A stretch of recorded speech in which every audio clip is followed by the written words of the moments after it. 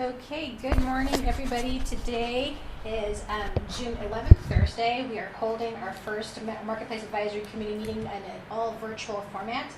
My name is Chicky Flowers. I'm the administrator for the Oregon Health Insurance Marketplace. And we will get started with a quick roll call of the advisory committee members. Craig Anderson, are you on?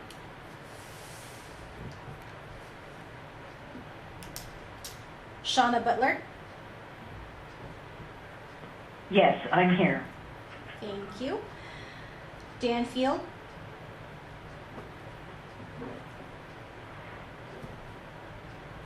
Numi Griffith? Jim Hauser?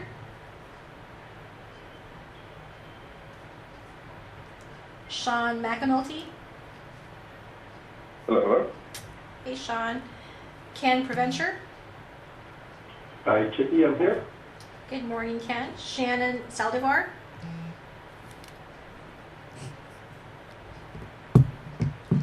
Sandy Sampson?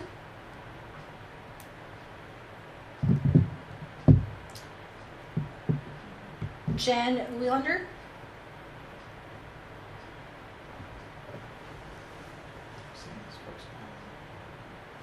Andrew Stolfi? I'm here. Good morning. Good morning, Andrew. Jeremy Vandehey? Morning. I'm here. Good morning, Jeremy. Let me start over the list again in case anybody else joined. Craig Anderson?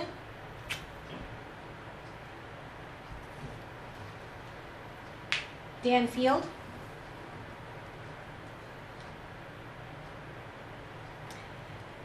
Numi Griffith?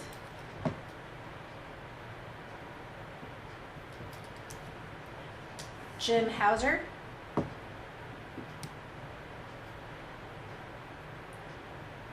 Shannon Saldivar? Sandy Sampson?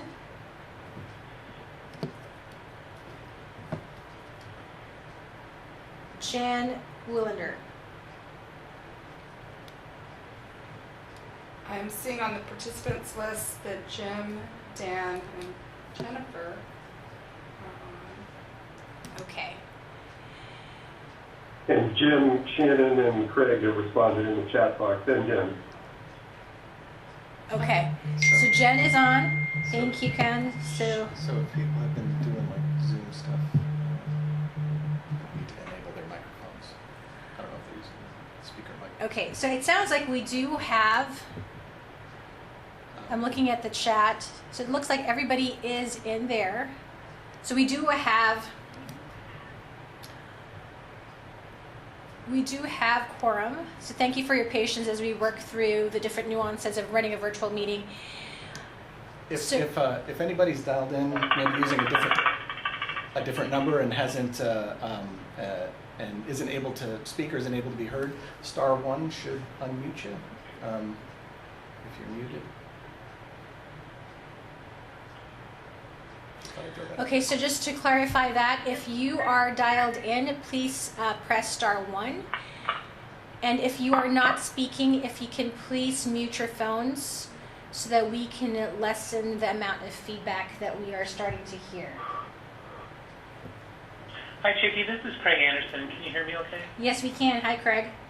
Okay. Can you turn off? Hey, Chicky, can you hear me? Yes, hi, Dan. I think he's dialed in. Okay. Good morning, everybody. That was my very first experience with Adobe Connect, and it didn't go well. So he's probably dialed in. But I'm here. Great. So let me just, I think we have Craig, Shauna is on, Dan is on, Jim is on, Sean McAnulty, Ken, Shannon Saldivar is on, and Jen is on, as well as Andrew and Jeremy. So we do have quorum, Dan, so I think we can move forward with the agenda. Great. Okay. Do you want to advance the slides, Chicky? We can. So I think the first on the agenda, Dan, is the approval of the minutes, and then we'll move next Right. to... I want to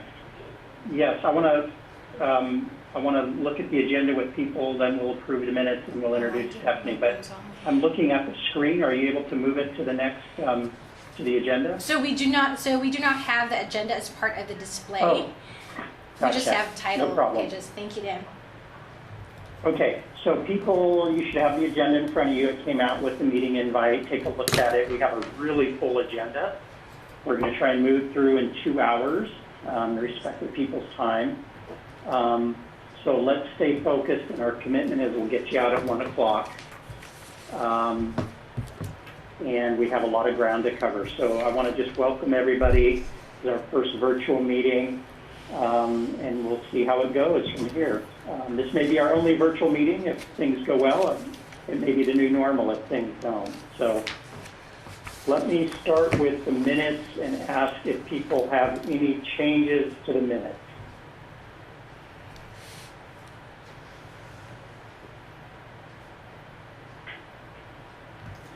Hearing no changes, may I have a motion to approve the minutes from our last meeting?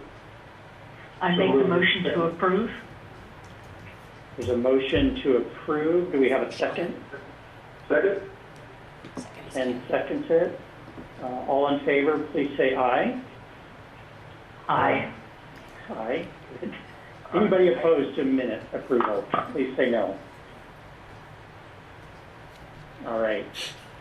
Chicky, anything else to cover before we jump right into Stephanie? No, I believe Any that's overview everything. matters? Thank you. That's everything. Okay, great.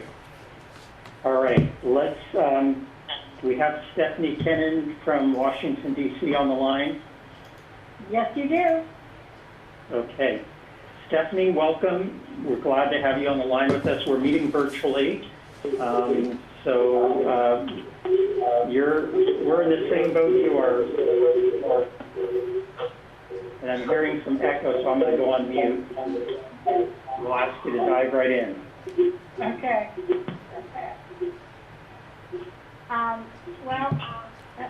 Hello, everyone. I'm not going to give you a really long report today. I'm going to mention a few things, and then I think it would probably be better to take questions since there has been so much and yet so little that has gone on. First, let me talk about the congressional schedule. The House, in theory, is out until June 23rd. They have left things in a way that they can pass bills by unanimous consent and have virtual hearings. Many of them are having virtual hearings on COVID-19 issues right now.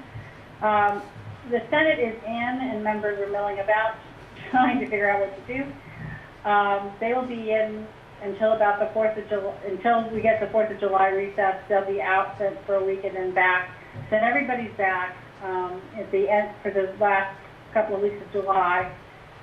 Then they hope to be gone in early August to go home to campaign, be back in September, and then be gone again so they can campaign in October. I'm getting some feedback too. There will be a lame duck session, so they'll be back after the election. And that should be really interesting depending on what happens in the election. I tell you this because COVID-19 has sucked the air out of everything in Capitol Hill and in the administration for most part. And the events of the last 2 weeks seem to have scrambled the schedule again, and it's really unclear what health care legislation they're going to do other than they know they have to do another COVID-19 bill, and they have to do another health care bill in November for some Medicare provisions. But everything seems to be sort of ebbing and flowing about what's important and what's a priority. And right now, today, healthcare is not a big priority. It will be a priority as they get closer to the 4th of July and want to do another COVID-19 bill before they go out for August. A couple of issues I just want to highlight. The large insurers apparently are playing with the language of covering COVID-19 testing, and that has many people up in arms.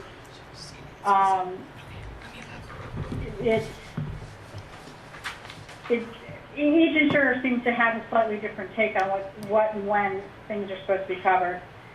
The COVID-19 Medicaid money and health hospital safety net money started to go out the door yesterday when the portal opened. I will just say a couple of things. One is that as each tranche for COVID-19 funding went out to providers, it was all Medicare for a while, and now we finally got the Medicaid money. The HHS behind the scenes is making it more and more complicated by releasing new FAQs, which in some cases are exact opposite of what the previous FAQs said about how to apply, and what counted, and what you needed, and what to do if you didn't spend all the money on the right things, and a variety of issues.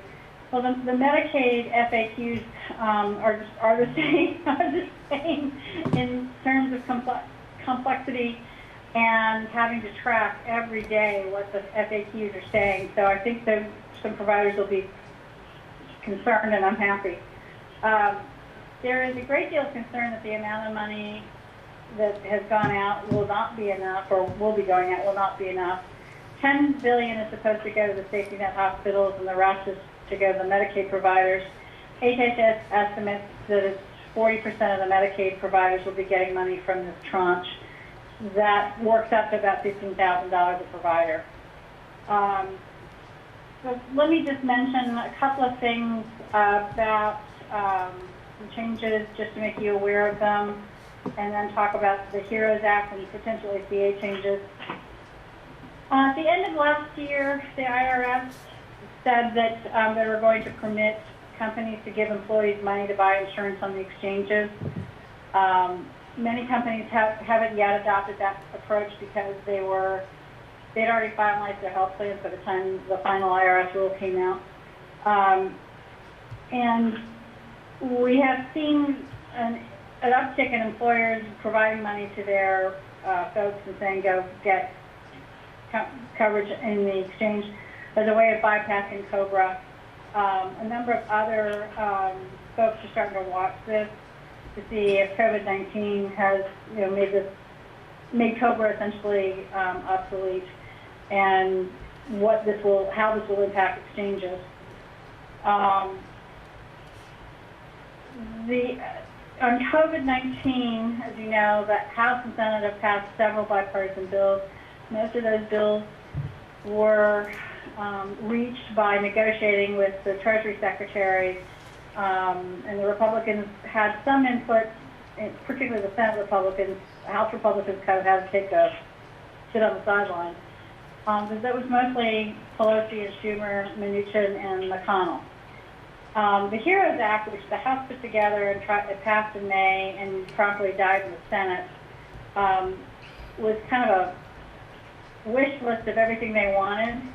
And frankly, if they get 3 top things out of that bill, then Pelosi could declare victory. And it doesn't matter which of the 3 things it is.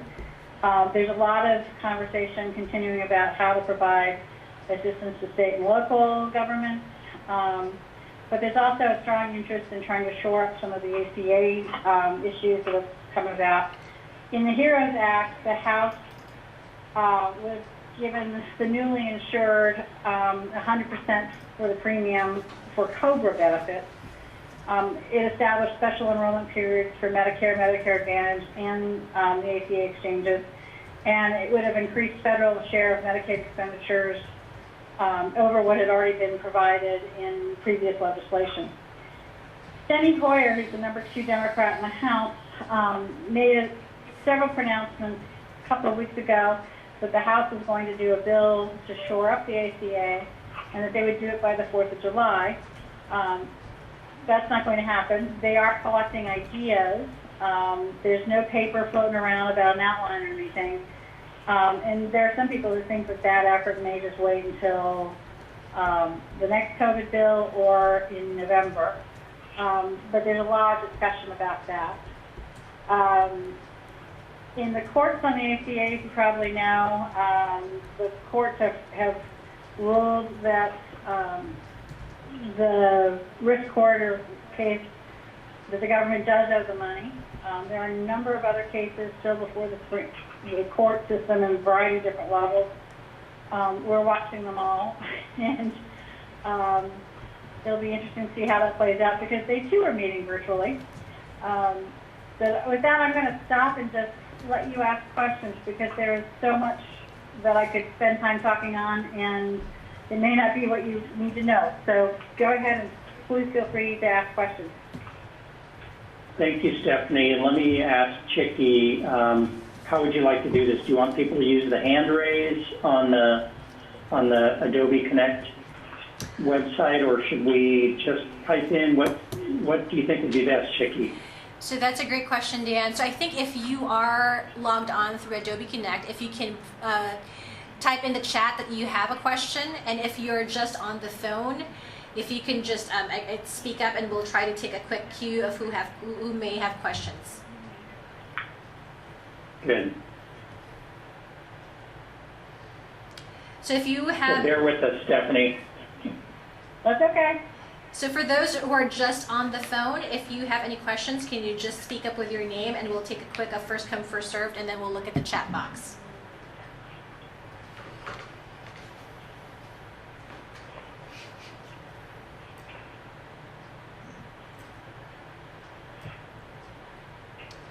Stephanie, while we're getting people on there, let me ask you a question. And I know we don't want to get into the politics, but I want to ask you about timing. Really critical election cycle coming up. Obviously, some states have already had their primaries, most states. How does the election affect timing of any legislation that's going to move forward? In other words, does stuff just stop? Anything that's not done by July stop because nothing's going to happen in September, October? Or what, just at a high level, I'm not going to ask you to predict the outcome of the election, but just tell us how it affects the timing of some of the issues that you brought up. You know, in a normal year, I would tell you that if you didn't have a CBO score, your champions lined up, have leadership tell you that they don't oppose what you want to do, June, July is about the stopping period. If you don't have stuff lined up by then, it isn't going to happen later. This is a weird year because it almost was interrupted, and it's been, and then beyond the pandemic, the focus on police reform and all that means and all that goes with that has also suddenly sort of scrambled the order of things. To be very honest with you, in the HEROES Act, when the House passed that, a number of members were really unhappy because they had been asked for all their priorities, and very few of them got into it, even though the HEROES Act had a lot of stuff in it. So I think that there will be members who are going to be looking to pass some things because they need it for their elections, which means they need it done in August, or before they go out in August, or whatever moves in September. And then there's going to be a large number of them that are just not going to get anything done until maybe they're lame duck. So I think if it's healthcare related in terms of the pandemic, those things will move in July and in September, probably at least one more bill, maybe a couple of smaller bills afterwards. People will try to attach things to them. Not a lot will get attached to them. Appropriations in the Senate just started today, so the appropriations bills have got to move through, and they want to get those done before the election. So there's a lot they have to do. It just isn't necessarily going to be brave and big and bold healthcare ideas that move. Does that help? Yeah, absolutely. No, that's good to know. We're in a strange time for a number of reasons, and the election will just make it all worse. Okay, let me go back to Chicky and see, have anybody raised their hand? Any other questions, comments? No, we are not seeing any raised hands or any flags through the chat for any questions. Great. Okay, well, I'm moving slowly. I'm going to, go ahead. Was that somebody? No, that was me, Stephanie. I'll look forward to the next time. Great. Yeah, thank you so much, Stephanie. It's always good to have you on. We appreciate what you're doing for the state and appreciate you keeping us in the loop on your work. Take care. Bye-bye. Yeah, take care. Great. So we have, I guess we'll just move to our next agenda item. Jeremy, you're on the line. Stephanie, you're on the line as well. Yes, hi. I'm here. All right, Jeremy, I'll just let you introduce the topic and take it from here. Sounds good. I'll just kick it off and then turn it over to Steph Jerem. We had originally intended to bring this agenda item to the committee a couple of months ago before COVID. We planned to come to the committee about this time to get some feedback on what we thought would be our draft proposal for Medicaid buy-in or public option. Senate Bill, I think as folks know, Senate Bill 770 that passed last session had two distinct but somewhat related components. First was a direction to OHA to create a Medicaid buy-in or public option proposal to bring back to the legislature. And then the second piece, which we're not going to get into today, was really a task force that would have a longer-term conversation around the future state of the healthcare system and how to achieve universal coverage kind of long-term. So we're just talking about the first part today, but we had planned to bring a draft of the proposal to you all as kind of the beginning of a summer of feedback from the public and stakeholders. Everything has now sort of shifted with COVID, and when we were starting this work, we had to make a bunch of assumptions around populations that we thought maybe we were trying to serve, goals of the program, and what we were really trying to achieve. And just to be frank, I think all of that has shifted, and it's all shifted in a way that we don't know yet. We have not yet seen the full kind of fallout from COVID. I think I'm expecting there's multiple waves of both COVID response, but also more market disruption as we go through both responding to COVID, the health system recovering and rebuilding, as well as the economy and the economic downturn that we're going to have. So at this point, we've put a ton of work into this. Steph's going to walk through the work we've done, but I think at the end of the day, we're going to try to wrap this up and kind of hit pause and see what the legislature wants to do in the 2021 session, because like I said, all of the assumptions around what markets we're trying to serve and populations we're trying to serve have shifted, and we don't know exactly what the landscape looks like or what population maybe we now need to serve. So that's kind of where we're at right now. We thought it would still be informative for the committee to hear, because I expect that there will be still future conversations around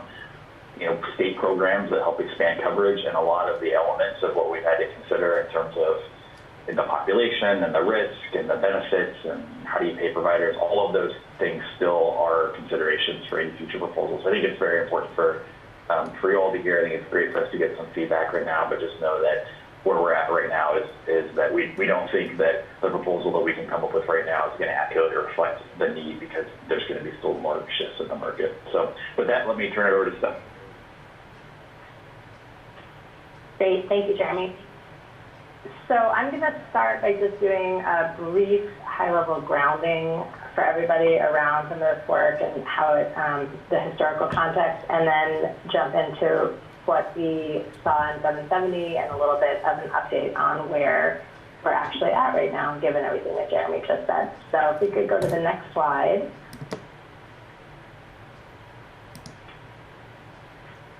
So public option and Medicaid buy-in, we use these terms interchangeably, but there is just a little bit of nuance to them that's useful to know. The public option, we're really referring to a government-run health insurance plan that competes with existing private health insurance plans.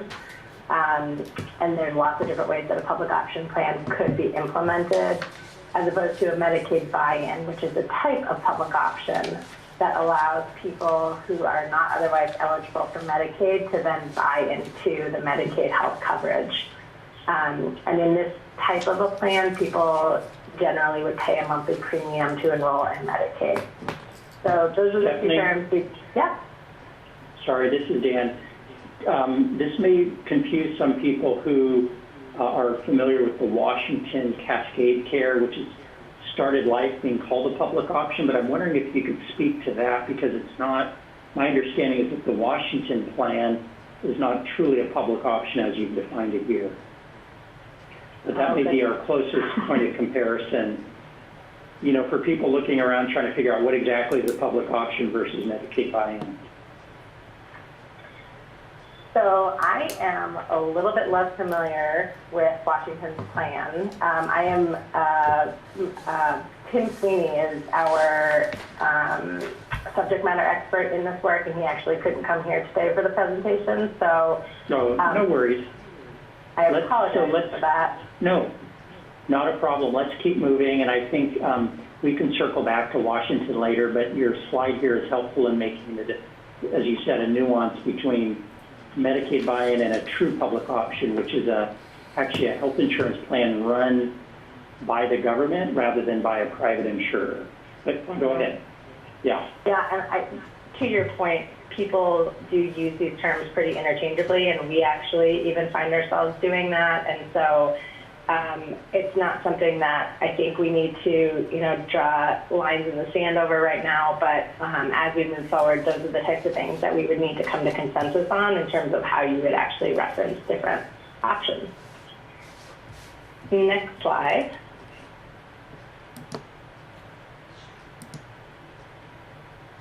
So the state of Oregon is the largest healthcare purchaser. OHA purchases for the Oregon Health Plan and PEB and OED, you can see there, and purchases healthcare for 1.3 million Oregonians. It's nice to ground this in the overall market. And if you look at the next slide, you'll see our historical figures since 2011 in terms of percent that have coverage in Oregon. So we see that big jump from 85.5 to 94.7, driven by the Affordable Care Act.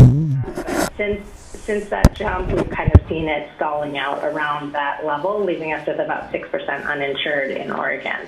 And if you go to the next slide, we see that this blue box is really focused on that adults under age 65, and that's where this public option or Medicaid buy-in could really help support providing a more affordable coverage option.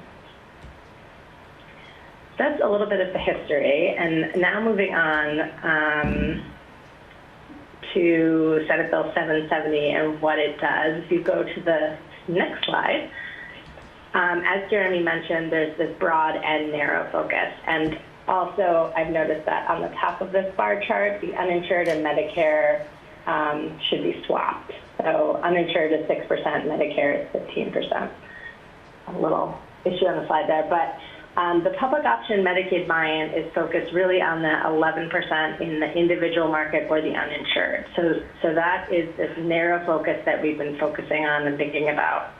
The Task Force on Universal Health Care could certainly be utilizing some of the learnings from the public option and Medicaid buy-in report and research that's being done. But this task force is really meant to focus on the entire health insurance market in Oregon and not be limited to just that uninsured or individual market. So if you go to the next slide, I'm going to talk specifically about this public option and Medicaid buy-in that was tasked to OHA. So Senate Bill 770 asked that OHA develop a plan to provide an affordable health care option to all Oregon residents with a focus on those who do not have access to health care. They also asked for a number of considerations and said that to the extent possible, the plan must have no net cost to the state. It must provide a comprehensive benefit package that is, at minimum, equivalent to benefits offered by qualified health plans on the marketplace. The plan must impose no more than minimal cost sharing, deductibles, or copays. It must take into account the impact on the distribution of risk in the overall health insurance market.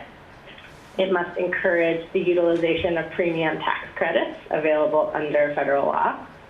It must maximize the receipt of federal funds to support the cost of the program or option. It again, to the extent possible, the plan must utilize the CCO healthcare delivery model and also utilize the CCO provider networks to the extent possible without destabilizing them. So quite a lot of considerations to look at. And so if you go to the next slide, you'll also see that they did give a little bit more background information around what should be included in the report. So, and this is getting a little weedy, but the deeper we go, the more that there is to examine. So the report needed to include discussion of potential eligibility requirements, recommendations for legislative changes that would be needed, as well as federal approval, so, if we need any waivers, and then options for specific populations. And you'll see here that there are some populations that they outlined in the directive as well. So that was really what the overall report was meant to include, and I will get into where we're at with that. But this was the direction to us. If you go to the next slide, the other part of 770 was focused on the task force. So this task force, again, it was to recommend design of a healthcare for all Oregon plan, looking at the entire healthcare system. Next slide. So now I'm going to talk about the current status of these two pieces of work. So if you go to the next slide, the public option Medicaid report, actually next slide again. OHA and DCBS staff collaborated on identifying 3 models for our contractor to examine and to refine. So we're looking at a product offered and delivered by existing Medicaid CCOs. We're looking at a model that could be a product offered and delivered by commercial insurance carriers. And we are also looking at a model that could be a state-backed product delivered by a TPA. If you go to the next slide. Stephanie? Oh, Stephanie? sure. Mm-hmm. Sorry, I just wanted to jump in on this slide. So Yeah. number 2 is what the state of Washington has, Cascade Care. So the public option model that they went with was they sort of defined the parameters of the model, and then private insurers were able to participate or not. So just as a point of reference for people on the advisory committee who are familiar with the Washington public option, this is where they landed. And other states may have landed closer to number 1 or closer to number 3. Great, thank you for that. Next slide. So as Jeremy mentioned, we had a plan, and then COVID happened, so a lot of things changed. So right now, if we focus on the now, we are looking at an initial report released in July, and we're going to be doing 2 phases now. So we have this initial report released in July that's looking really at all of these considerations. So it's looking at the 3 different models. It's going to, and this is on the next slide actually, so I'll wait on that. And then, but recognizing that we can't do our stakeholder engagement, so we're going to do a second quantitative report in the fall, and then be adding COVID-19 context to both of those reports. So in this initial report that will be released in July, we're looking at the overall potential program designs. So of those 3 different models, we're looking at feasibility, implementation challenges. Does this meet all of those initial requirements and considerations that the legislative goals laid out? So, for example, if the third-party administrator route doesn't exactly line up with the recommendations from the legislature that we try to utilize the CCO network. So there's just trying to identify those types of things. Whether or not we have any statutory or regulatory barriers we've identified, how to navigate those, and then again, the high-level discussion of COVID-19. So that's the report that'll be coming out in July. And then if you go to the next slide, we have a fall 2020 report that will be much more detailed analysis, looking at state-specific data on reimbursement rates, projected premiums, participation and impact on the existing markets for those three models, and then again, that post-COVID data as much as we can find for that. So the next slide, my last slide, really what we have found is that based on all of this, it's just too early for recommendations right now, and we're trying to keep in mind these key challenges. So some of these we've already known. We know that no model is going to solve all of the policy goals or meet the needs of all Oregonians. Those three models look at different populations, and so there's going to need to be some work to identify what the impact is, what are the priority populations. There's going to be a challenge around the population policy goals, and then the trade-offs that need to be considered. So looking at affordability, participation, financing. When you pull one lever, another one gets adjusted. And then, of course, overall, COVID-19 is introducing more uncertainty in what we know and what we can anticipate. So that's really where we're at in terms of a status report overall, and I'm happy to take questions. Great, and this represents a lot of work. We really appreciate it. We know that in addition to everything else that you and Tim and Jeremy and the Health Authority are doing, you have these legislative commitments that you've made. So I'm hoping there'll be some committee discussion around this. This is really a key policy issue, and it really has a big impact on the marketplace, potentially. So let's pause here and see who raises their hand. Dan, so Craig and Numi have both indicated through the chat box that they have questions. All right. Craig, you popped up first, so let's do that, and then Numi, we'll go right to you. Well, thank you. Hopefully you can hear me okay. Yep. Okay, great. And thank you, Stephanie. I appreciate the update. It's very helpful. And I'm just trying to think about it from, where we sit on the Marketplace Advisory Committee. And I think, as you said, Dan, it will have an impact, I think, on the marketplace, depending on how this gets rolled out. So I don't know if I have a question. Maybe I'll start with just a comment about that. And that is,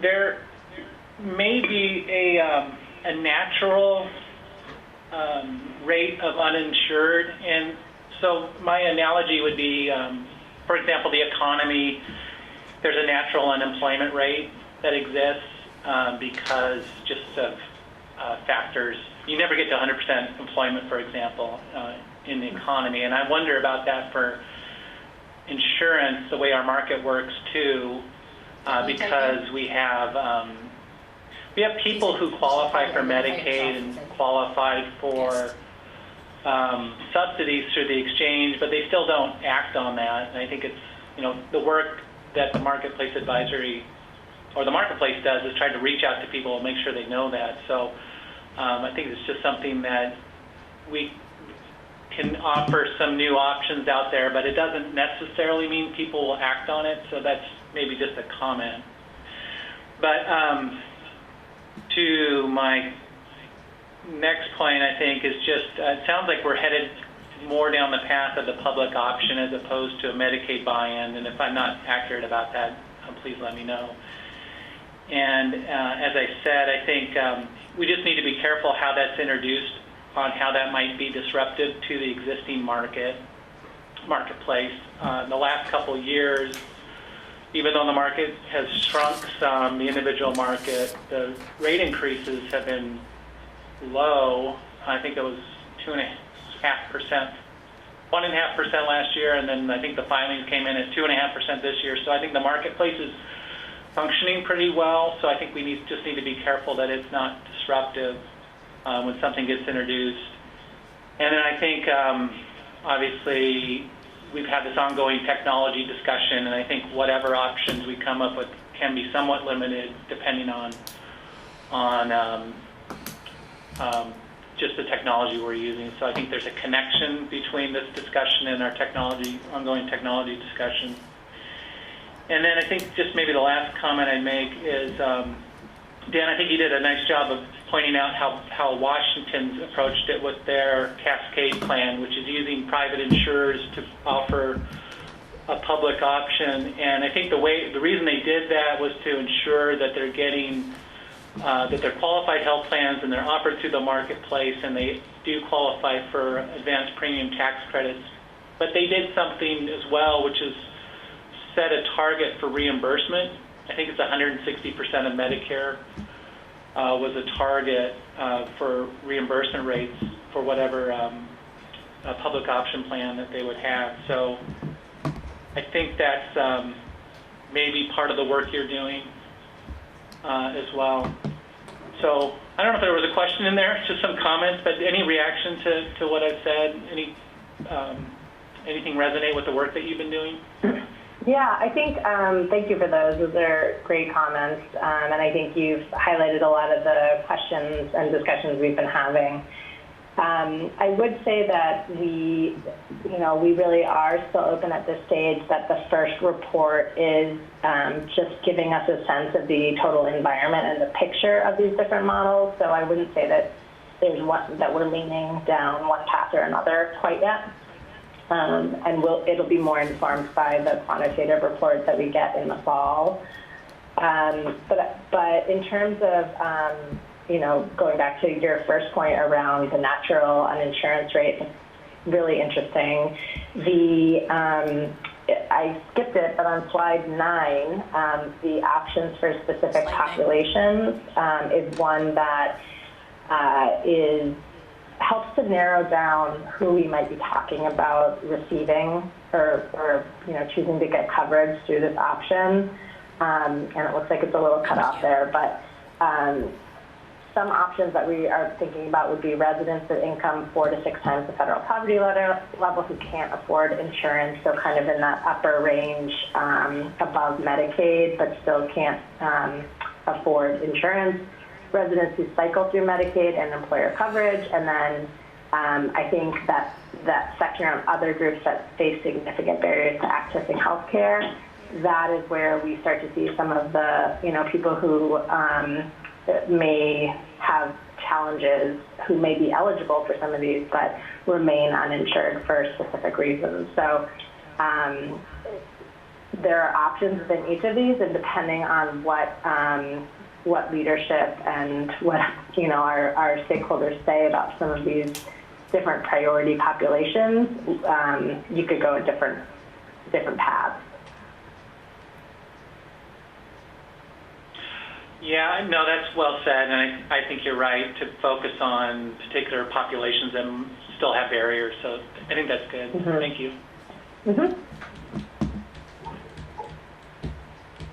Numi, you had a question. Jump on in, please. Hey, can you hear me? Yes. All right. I'm really glad that you were able to provide this update. This is an initiative that I've been following pretty closely, so I'm very interested to see the report coming out. A few comments quickly and a question.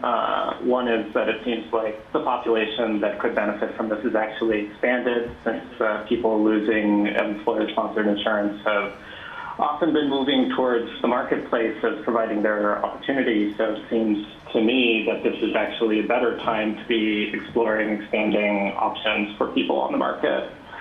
A kind of reaction to Craig's comment, which is that even though rate increases have been stabilizing and becoming smaller, they're hitting some populations more. So you look at that top line number of 2.5% rate increase, that masks that there are some people on the marketplace who are seeing much larger increases in the range of 10% with some carriers. So as well as the fact that monthly premiums can be very, very high for some populations. They're paying in the range of $1,000 to $1,500 a month before subsidies. So even if things are stabilizing, they've stabilized at a point that's really too expensive for a lot of consumers to afford. A note on kind of the idea of how a public option could help. I mean, this is dependent on pulling down reimbursement rates. I don't think there's a secret if that's the intention of this. is to provide competition for some degree of rate setting that will force carriers to respond and providers to respond in a way that it brings down the overall amount of what we're paying providers. So this is something that's really pushing on the inflation that's been driven by provider rates rather than necessarily trying to take it out of the bottom line of insurance companies. The question I had, and I'm glad to hear that this is moving forward in some form, is are you going to offer any opportunity for public feedback between the August release and the fall report? Obviously, it's more difficult to hold public meetings or hearings on something, but given the existence of Zoom and platforms like what we're using today, it seems like there is the potential to do some sort of publicly open event and allow comments, even if they're just written. I think allowing stakeholders to give input is really critical to putting the best possible report forward to the legislature that we can. So are you planning to do anything like that in late summer and early fall? I think, I mean, that would be our hope. So I agree with you that it would be really useful to have stakeholders and partners weighing in on this work. We obviously are adjusting based on what we had initially planned. I mean, we had initially planned this whole stakeholder engagement process that really just got flipped on its head. So I think we are still figuring out exactly what that looks like, but we intend to do something and would welcome input on this. So I will keep you posted. But yes, the intention is to still allow for stakeholder input.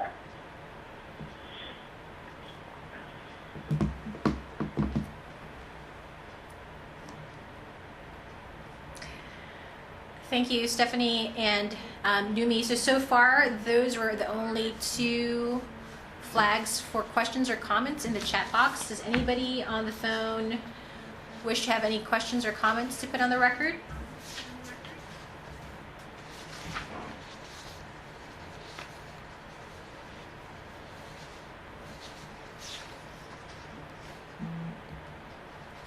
Okay, I think hearing none, thank you, Stephanie, for the presentation and overview. Dan, we're ready to move on.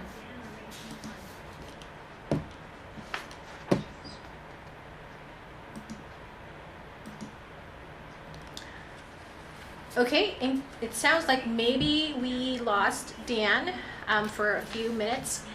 So thank you, Jeremy, again. Thank you, Stephanie. Sean McAnulty, are you on? Yeah, can you hear me? We can. Thank you very much. Great. Just wait for the slide to come up, I guess. Sorry about that, you guys. I'm having trouble with my microphone. So, Sean, you're going to dive in for us. Sounds good. So I just wanted to raise, there's been some changes in Oregon law that affect how the consumers make decisions on the marketplace, and I also wanted to re-raise a discussion about an expansion of coverage option for the shorter term that had kind of fallen out of the conversation that had been previously discussed back in 2016, which is kind of the wraparound model that the COFA program uses, where outside organizations can pay for people's marketplace plans. Can you go to the next slide? So the first thing I wanted to discuss was the creation of hospital financial assistance requirements. House Bill 3076 requires nonprofit hospitals to have some sort of financial assistance program and set income limits at which patients get full write-offs of bills. That went into effect in 2020. So now if somebody's below 200% of the poverty level, they're able to get a full write-off of any bill that comes from the hospital with the financial assistance program. It also extends out to all their affiliated clinics. So a lot of hospitals might also operate urgent cares, family cares, and labs and things. So this often will extend to those services as well. This basically provides a free option for free health care, regardless of whether or not the person chooses to insure. In 2021, they're going to expand a 75% write-off to the 300% FPL range, and then go all the way up to the same limit as the tax credits for the marketplace, with some level of discount at either 50 or 25%. Many regions have more generous financial assistance programs than this. Most of the Portland area systems are using 300% poverty line financial assistance write-off for the 100% amount. In Central Oregon, we also have a pretty robust one here. It's an important safety net for the un- and uninsured. It really makes deductibles less of a barrier to care for people who are on bronze plans. However, this kind of also affects the decision whether or not insurance is financially just beneficial for the person, because it makes the insurance less of an advantage when there's another option to get free care in the community. So for an example, in 2017, a single adult would pay $60 per month in premiums, or 4% of their income, to get a marketplace plan. Back in 2017, they would have been weighing that versus the tax credit, so it was leaving only basically $2.50 per month to get a health care plan for themselves. Whereas this year, they were deciding on that $60 plan versus the availability of no-cost financial assistance, and there's no tax penalty. And the financial assistance programs kind of reduce the risk of going uninsured, but they're still a pretty significant risk to going without that, because you can't necessarily access all your medications, specialty services if they're outside of the financial assistance network. They're vulnerable to more surprise bills if they're not just outside of the network with an outside provider or something. So there's some risk to it, but these are a huge benefit to the patient. It's something they need to know about when they're making decisions on whether they can meet their deductible. So a lot of those larger bills are going to be something that they could get at a provider that has a financial assistance program. When you make them aware of this, though, they become less likely to choose to enroll in insurance if they're going to struggle to afford it, or they become more likely to take a $1 bronze plan, for instance, and rely on the financial assistance program to get more expensive care. This leaves all of those bills on the health system to cover whatever medical bills that the insurance company isn't paying for, whether it's co-pays or going uninsured. Next slide. It ends up being more cost-effective for the health system to pay for the market-based premium on behalf of the enrollee, because the premium every month is subsidized by the tax credit, so you're kind of leveraging that tax credit to help pay for their care. And then people, especially in that under 200% income range, that is the most price sensitive, they're getting 87 to 94% value plans on the marketplace. So that leaves the financial assistance program only paying 6 to 13% of the healthcare costs if they will just pay, and that saves them that remaining 87 to 94% if they are just able to pay for the monthly premium amount for that person to get them free coverage. Most of these programs that are already existing pay 100% of the remaining premium. Patients generally still responsible for out-of-pocket costs, but the existence of the financial assistance program, which they're going to qualify for based on income, can prevent those. Some of the data I was able to get on the benefit to the donor health system, there was a Commonwealth Fund study of 5 nonprofit third-party payment programs and found that all of them were beneficial to the donor organization to pay for people's health plans. One of the ones in Oregon, Project Access Now, which is a former employer who I'm in no way representing in this call, found a $400,000 reduction in uncompensated care for 44 study program enrollees, which is more than double the $200,000 contribution they made to the program, which actually covers about 85 people, not just the 44 that they studied here. So it's been financially viable for Oregon health systems as well. Next slide. There are some requirements that you're doing through a non-governmental structure. The health system has to donate program funds to a third-party organization, which can be a hospital foundation, but it just has to be a third party to prevent some kickbacks. They don't want hospitals sending only their sickest patients into the premium assistance programs, which would negatively affect the risk pool. They also just don't want self-dealing occurring if there's happens to be, for instance, a Providence hospital and Providence is the insurer, so they're trying to make sure that they're an unbiased organization distributing the funds, and the agents or assisters who are helping people sign up for these programs are unbiased between the programs that participate, all the carriers that participate. Sorry. Next slide. Washington has a pretty significant network of these programs. There's state equivalent to CCDS, registers these programs and monitors the payments. So they have a system where a program that wants to pay for people's health insurance premiums can register with the state, and they will appear in the carrier payment system, and the state will actually be the one sending those payments, although they don't actually touch the money themselves. They have a payment processing system that they run.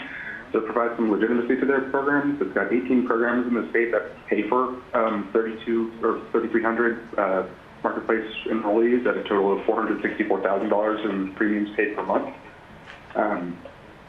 They are a significant number of those programs are run by tribes who pay for their own numbers as well. Not all of them are run by health systems, although there are 3 of them: Project Access Northwest, Pierce County Project Access, and Evergreen Health Insurance Program that are health system funded in some portion. They also, because they have a state-based exchange, are able to integrate their COPA and secondary Medicaid employer coverage programs through this same exchange. So that's the Washington system. There's a number of programs in that state. In Oregon, we have Project Access Now in the Portland area, which is a joint funding program of all 6 Portland area health systems to pay for people's insurance. That one's been, we provided that example in the previous slide of how that was financially effective for the Portland area health system here. There's also been programs like this in Wisconsin and North Carolina.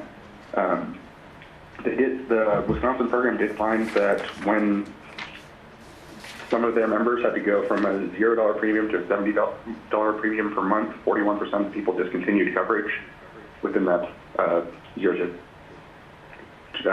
150% of the income level population that's so price sensitive. So a lot of them would not have coverage if not for these programs providing free insurance to them through the marketplace. Next slide. Next slide. Oregon's done some studies on what this population is like in Oregon. I'm going to assume 0 to 200% income eligibility for these numbers, just because that is the most price-sensitive population for the focus group we discussed in the previous meeting. The funding organization might find it more effective to raise income limits. Some of them have, the ones in Oregon work at the 300% income level right now, as do a lot of the ones in Washington. But the 200% is what we've studied in Oregon based on the basic health plan population back in 2015. We had done the state had evaluated whether or not to do some additional premium supports to this population, so we have numbers on that. There's about 91,000 potentially eligible people who are potentially eligible for the marketplace below 200% FPL. About 52,000 of them are already enrolled and would be saving money if these programs were more widespread in the state. And if they were able to access free coverage, with the weekly projections of basic health plan estimated that would expand the number of insured people by about 16,000. I wanted to call attention specifically to the 4,000 tax credit eligible immigrants who are barred from Medicaid due to their being their first 5 years of residency, as well as the population of 6,500 older Oregonians that are not able to get on Medicare yet because they are not eligible for free Part A, but they could be able to get insurance in the marketplace, which would then be able to be free through these sorts of programs. Next slide. So this third-party payment model is in use successfully in Washington and Oregon, where health systems are giving funds to pay for people's insurance. It is possible to expand those programs now without any legislative changes, any changes in the technology platform, because they exist entirely outside of that. All of our marketplace carriers in the state already have experience working with third-party payment programs in the COPA and Project Access Now program we already have. So it seems like this is a way we could help people afford more marketplace coverage without having to go through any legislative changes or approach the legislature for funding. It's basically using money that the hospitals are now required to spend anyway in a more effective manner by paying for people's health insurance premiums, leveraging additional funds from the state and health insurer to help pay for care that's already happening. There is a challenge, though, of if this can only really be a voluntary network of hospitals starting up these programs, how can we actually make that happen?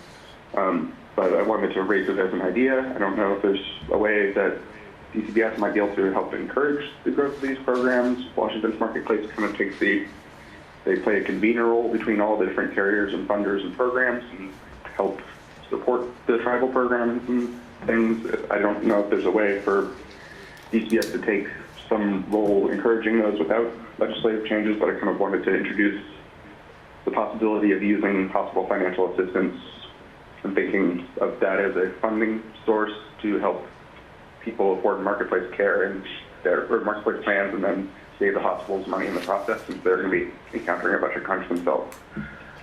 Hey, Sean. Seems efficient, so a way to pursue another expansion. Sean, this is Dan. Great presentation. I want to pivot you into questions, and I've got a question for you. That's what I thought. I'm really familiar with these programs. I'm a big fan of those, and I really appreciate your presentation and the way you outline this. Question for you is whether you see a natural next step for us. In other words, COFA targets a specific population. Project Access now has some geographical boundaries, but obviously it's focused on low income. Do you see either a part of the state or a subset of the population of the state where there's a natural way to maybe build out another one of these programs? I mean, it seems like it's a little bit easier to get one organization to jump on this than get the joint agreement. Like Portland would need to get all 6 health systems on board to do this, which they were able to do. So more rural areas of the state often only have one health system in the area. It may be easier for them to do so because they've got a more, not a monopoly, but they have more market share in their areas, so they might be able to see the financial benefits of this more easily. But at some point, it needs to be a hospital taking the risk to pay for people's premiums and then show that this is viable in other areas. So it's how can we help encourage some hospital to donate to its foundation or another, if there's like a viable assister program in the area that might be able to manage it better. There are many ways we could approach that, but it seems like if the state presents this as a good idea that might help them save money as well as meet the aims of the state might be able to help move that forward. One of the things I would mention also, you touched on this really pretty lightly, and I know you're aware of it, but just for others, in the state of Oregon, we've really decided that the best kind of care is care that's comprehensive, care that's pre-planned, if you will, and that's why we have our Medicaid recipients in managed care organizations, CCOs, and we know if you're a member, and it doesn't matter what health plan or what CCO you belong to, generally you're going to get better care that's going to be either lightly or heavily managed. You'll be connected to a medical record. Your preventive care will be paid for. You won't be receiving care in the emergency department, et cetera, et cetera. So this also reflects a bias not only towards saving money and drawing down federal money, but it's also better for the individual to be in a system of care rather than to be uninsured and getting care sporadically or episodically. So let me turn it over. There may be other questions. We have a few minutes, and then we'll go to a break. But see who else may have questions for you, Sean.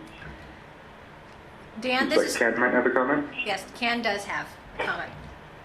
Yeah, Sean, great job. I do think one thing that's really critical in these programs is to create some arm's length between providers and the actual decisions that are made around payment of premiums, so that the premiums are not linked directly to an individual's risk, but so that money becomes available. In fact, the state of Oregon, I've been around long enough. I was on the OMIP board, the high-risk board, and we had a real issue with the dialysis providers around this issue. So I think they need to be created in a way where the decisions to fund premiums are separated from the decisions from what's going on with the risk of an individual patient.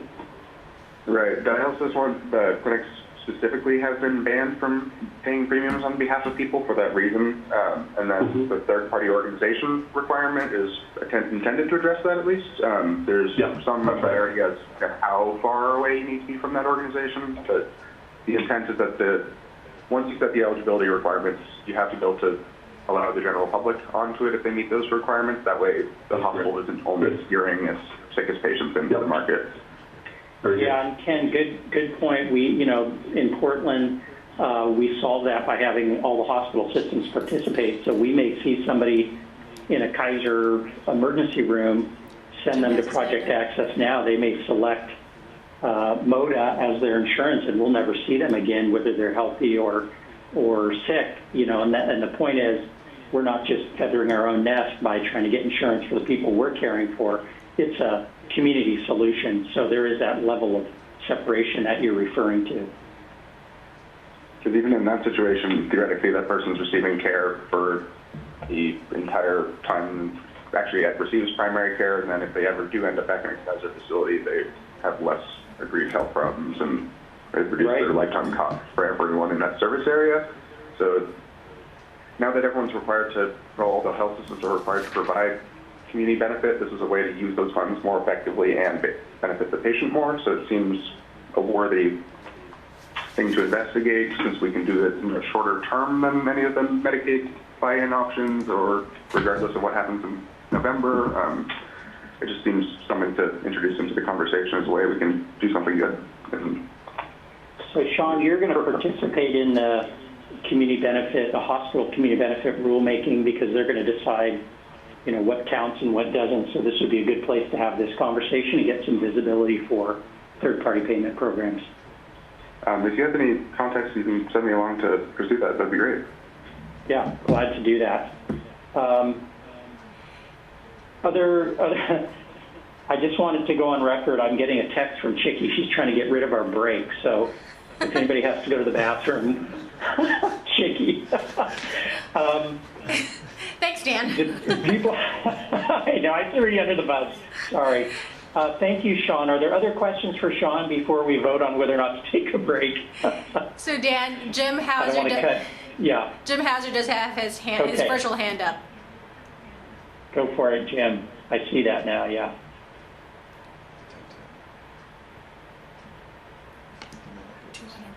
Jim, you may be on mute. I think, so Jim was typed out his question. So Victor, since you're closer, can you read out his question, please? Sure.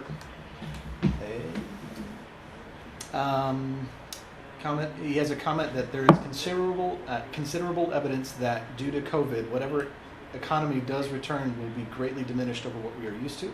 Much higher unemployment, reduced hours, employee income, reduced employee benefits equals reduced employer-provided health care and/or greater employee contributions.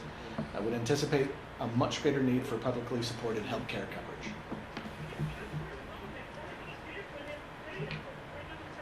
That was a comment on the last item. Sorry about that, Jim, but that's good input, and I think most of us would agree with your assessment. Any other questions for Sean on the third-party payment programs? Those of us that are familiar with either COFA, all of us should be familiar with COFA. Many of us from Portland are familiar with Project Access Now programs. They're not perfect, but they work really well, and they're a good strategy. So, Sean, really encourage you to continue to create visibility for this strategy. Thanks, will do. Do any of the people typing have questions? Craig does? Sorry, Craig has one more. Thank you. Go ahead, Craig. Yeah.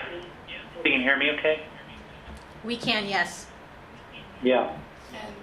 Yeah, Sean, thanks for the presentation. I think it fit really nicely with the previous presentation, too.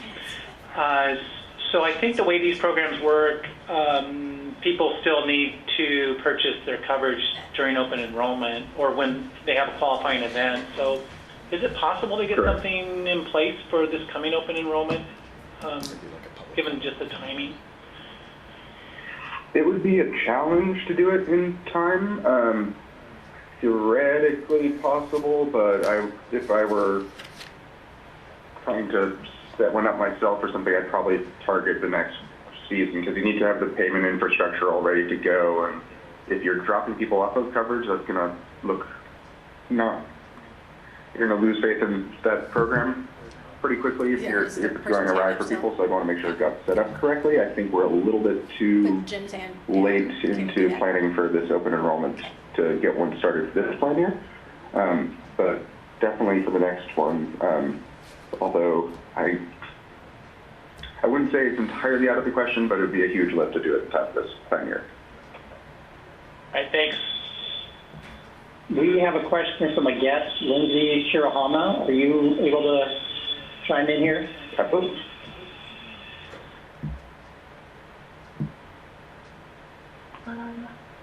can you hear me? Yes, we can, Lindsay, go ahead. Hi, so I am actually the program manager for the Premium Assistance Program in the Project Access Now.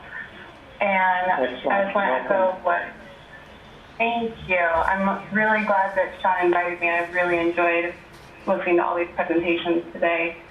And I wanted to echo what Sean was saying about your comment about starting an enrollment time for Premium Assistance outside of the Portland metro area for this open enrollment. And I do agree that it would be a big push.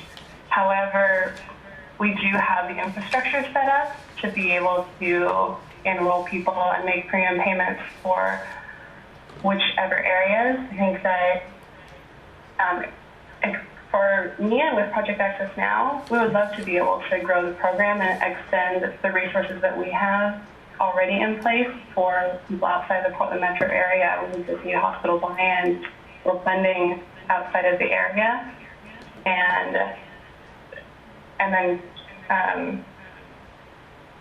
community partners, like to do the actual enrollments, like Sean's team at Mosaic, helping people sign up for marketplace plans, like local community members.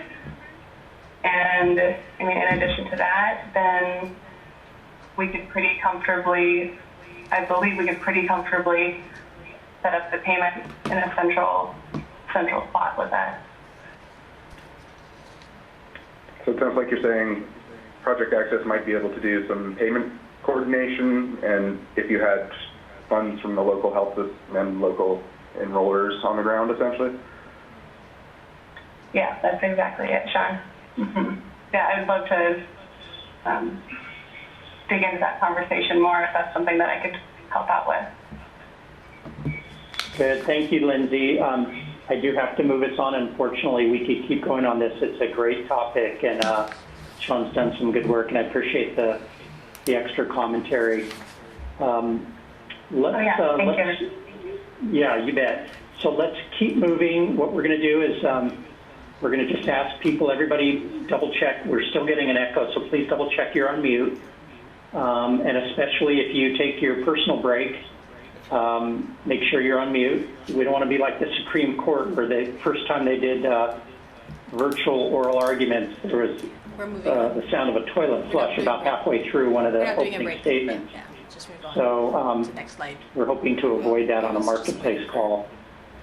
Let's keep going. We'll let people take their break on their own.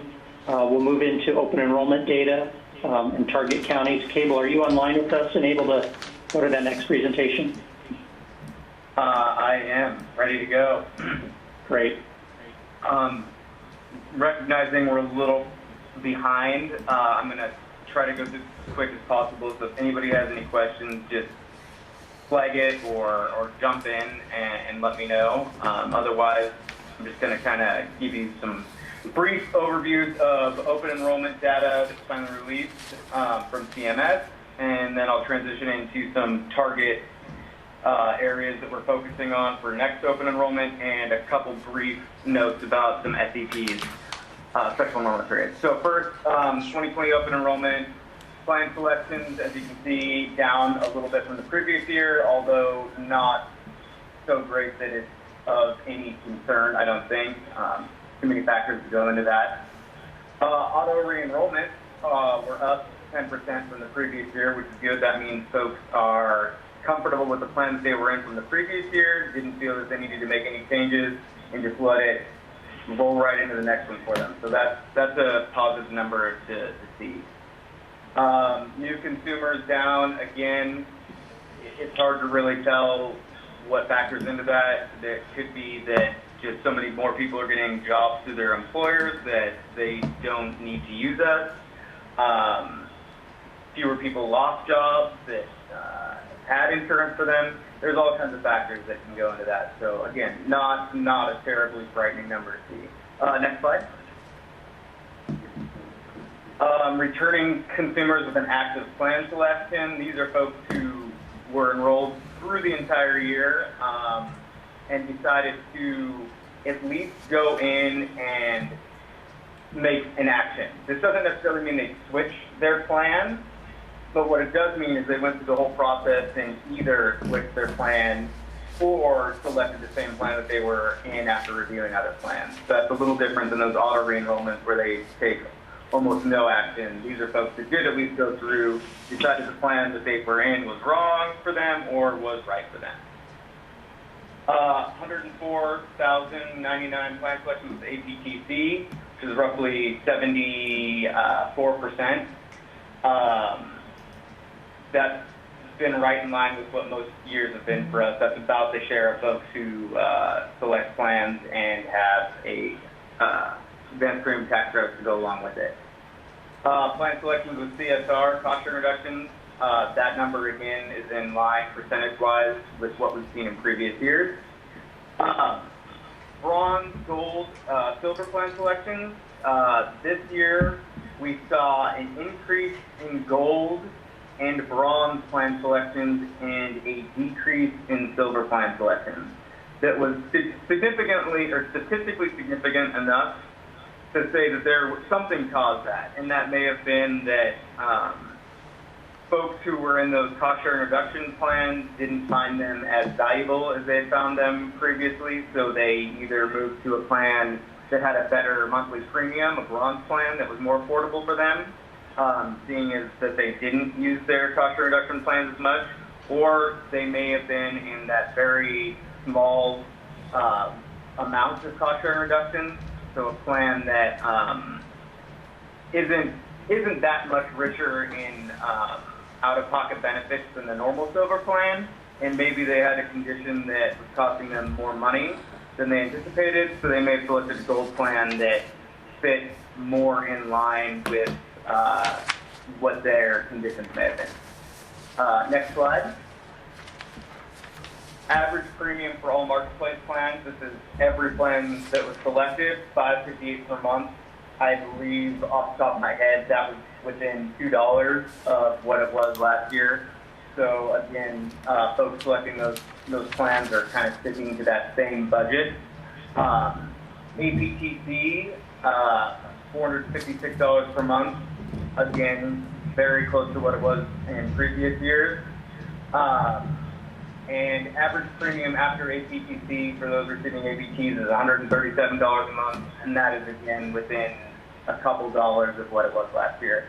Seeing a comment from Shannon, and yes, one of the reasons we may have seen folks transition from silver to bronze plans is because the standard bronze plan did have co-pays this year. That meant that many services did not have to be deductible before the plan started taking co-insurance. So that made those very attractive to certain people who just wanted to get some checkups, but also wanted to keep their costs low and weren't afraid of a catastrophic condition. Next slide. We've got some bar graphs here. Enrollment by gender, we continue to see females largely participating over males in the marketplace. It has been that way since the very start. We obviously do target male audiences with marketing and advertising, but that seems to be at this point in time kind of the nature of the beast. And since we don't have, individual enrollee level data to kind of dive in and investigate, we can only go by theories as to why that might be. Next slide. Here we have a bar graph showing race, enrollment by race, and this is only if they supplied that when it was asked in the application. It's not a required answer, so as you can see, about 29,000 folks declined to answer that. And then we have, the different categories that they could select, and there's not a massive shift in demographics from the previous year. Next slide. Ethnicity, again, this is an optional question, so 17,000 or so didn't answer it. Of the two options, either Hispanic Latino or not Hispanic Latino, about 119,000 were non-Hispanic Latino ethnicity, and about 8,200 were of Hispanic Latino ethnicity. Next slide. age, we continue to see the same trends that we've seen in previous years. Children from 18 and under are obviously important to have covered, and it seems that parents, whether they select a plan for themselves or not, are trying to get their children covered. Obviously, that number's smaller because folks who are at 300% or less of the FTL, their children can enroll in the CHIP program. So those folks do not count as an enrollment as they are a Medicaid beneficiary. And then from there, the younger folks tend to not purchase the coverage as much. And then as you get closer to that age 65 Medicare cutoff, that's where people start having health conditions and find the value of insurance being much greater than those who feel that they are young, healthy, and invincible. Again, those trends have not changed over the last few years. Next slide. And that might have been actually it for the open enrollment data. Let me double check. Yeah, so that's it for open enrollment data. Before I get into the target areas that we're going to target during open enrollment, does anybody have any questions about the data I just really quickly went over?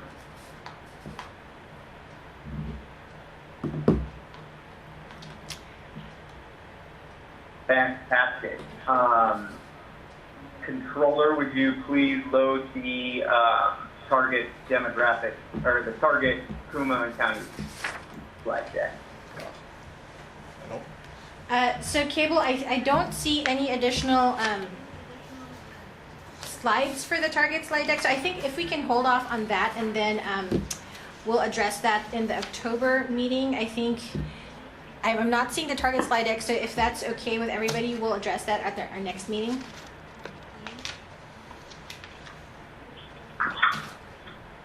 That's not okay. Yeah. Did you want me to touch on the special enrollment period data we've seen over the last 3 months quickly? So yes, please, if you can cover that real quickly. Okay, sounds good.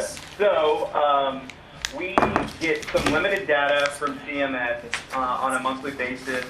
It gives us a bunch of different enrollment information. One of the pieces of enrollment information are SEPs granted cumulatively. We can take the numbers from previous months and subtract it out so we can kind of figure out on a month-to-month what's going on. Of note, and we started tracking this a couple months ago, but from the March to May window, so March through May, we're trying to track what impact the COVID-19 pandemic may have had on enrollment. And again, the data we get from CMS is very rough. It doesn't provide a lot of detail, but what we have gleaned from this is compared to 2019, SEP, so special enrollment periods for folks who lost minimum essential coverage in one form or another, typically that's employer-sponsored coverage, have seen a 28% increase over the previous year. That was especially significant in the month of April, when April of 2020 compared to April of 2019, we saw a 59% increase in those numbers. So what that tells us is that there's definitely been an impact. People have definitely turned to the marketplace when applicable, when they're not eligible for Medicaid, to try to keep that coverage when they've lost their employment or their employer-sponsored coverage. Overall, SEPs have actually gone down in that 3-month window by about 17%, but what's difficult about that is that some of these SEPs that are included are SEPs for current marketplace enrollees, and it doesn't necessarily mean a new plan selection. So it's really hard to determine whether or not the enrollment is impacted in some of these SEPs, or if it was just someone who's already on a plan but is now eligible or ineligible for tax credits or a different level of cost sharing reduction, use an SEP to just make a change, so it wouldn't necessarily be a new enrollment. Any questions about that before I turn it back to everyone? Any questions in the chat? Shannon has them. I think yeah. Excellent. I can only assume that all the data I provided was super easy to digest, and I explained it very well. Well, actually, Cable, it was a good presentation. All the data is there, and if people want to dive deep, they can also follow up with you offline if they have questions about anything. Yeah, we'll just I follow know up. Shannon, I can see from her comments, always has great insights to what's happening at the ground level in the market. But let's switch, unless there are additional questions. Jim, do you have a question on this issue? I see your hand up. I can't tell if that was It's from the before or same. not, but Can you put his hand down? let's go to, He has to. switch to our next agenda and have It Katie won't let me jump in, if you wouldn't mind, Katie. accept. You're going to talk about the Let you guys, 2021 landscape. Okay. Yes, that's correct. Good afternoon, everybody. Don, if you could load my presentation, that would be great. Chicky asked if I would give you all a quick overview of what we've seen with the proposed plan filings. So, Don, please go to the You next sent slide. a private chat, asking him to put his hand. And there we go. So 2021 is looking exciting for the marketplace. We have some carriers that are moving back into counties that they had pulled out of previously. Bridgespan is going to offer plans statewide this year, and then Pacific Source is moving back into Douglas, Josephine, and Jackson counties. Regions applied and has been approved to participate on exchange this year for the first time. So they will be offering plans statewide, which is great. So we'll have a lot of statewide carriers this year. Lincoln County will have 3 carriers, and all of the other counties have at least 4. And then for the first time since 2017, all counties will have non-standard plan options. So that's going to be, I think, exciting for folks. It might be surprising when they log on and see how many plans they have available to them, but I think they will be pleased to see that. Yes. Can I interrupt? I just got to, I know we're running late, but I just can't let that pass without a big kudos to the committee and more importantly to the staff. You know, just a few short years ago, we were at risk of having bare counties. Other states experienced that. We certainly were down to 1 or 2 carriers per county. And so this is great progress, and it's really something to celebrate. And I just want to thank the staff and others who've been working on this for years. Yes, it is really exciting. And I've said before, but I think we're really lucky in Oregon to have carriers that are either homegrown or have really big regional offices here. And so, you know, they cover us, they cover their friends, their families, and their neighbors. And I think that it shows in the availability of plans we have on the marketplace.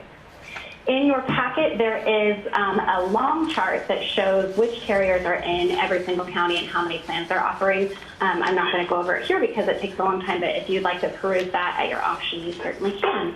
Don, can we go to the next slide, please? Because when you click off the, this, yeah. So these are the 2021 rate requests. This is the same information that DFR, the Division of Financial Regulation, has put out in a chart. I just reorganized it to show lowest to highest for premium. I think it's a little easier to look at that way. And so these are the rates that the carriers have requested. And so as you can see, the increases are fairly modest.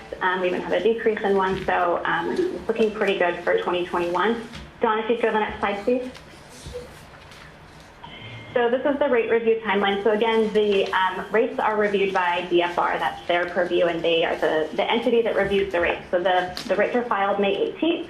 DFR is currently reviewing them. They will have the preliminary decisions in July, and then they'll have rate hearings after that, and that's when members of the public and other interested parties can provide feedback on those rates.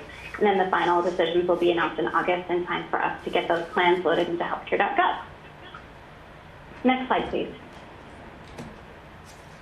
So the one maybe less positive thing that's going to be a 2021 option is the bronze plan. So this year, when CMS created their actuarial value calculator, they used plan data from 2017, and in that year there were a lot of bronze claims. And so what that does is it makes it really hard for carriers and states like us who make our own standard plans to get bronze plans to meet AV. So we had to increase the deductible to the max, which is $85.50 this year on the standard bronze, and then we still had to increase cost sharing on the office visits and generic drugs by a little bit in order to get it to stay within AV. So all of the bronze plans will see those kinds of increases. Even the HSA plans, they had to increase their deductible. So that is going to be something that might be surprising to consumers. We are still fortunate in that we have bronze plans that offer first dollar coverage. Those will be available everywhere and from every carrier. but those deductible increases do look large, and since deductibles are something that consumers tend to focus on, that might be a negative and might be something that we're going to have to try to get out in front of in the fall when we do our marketing and outreach to consumers. And that is my presentation. Are there any questions?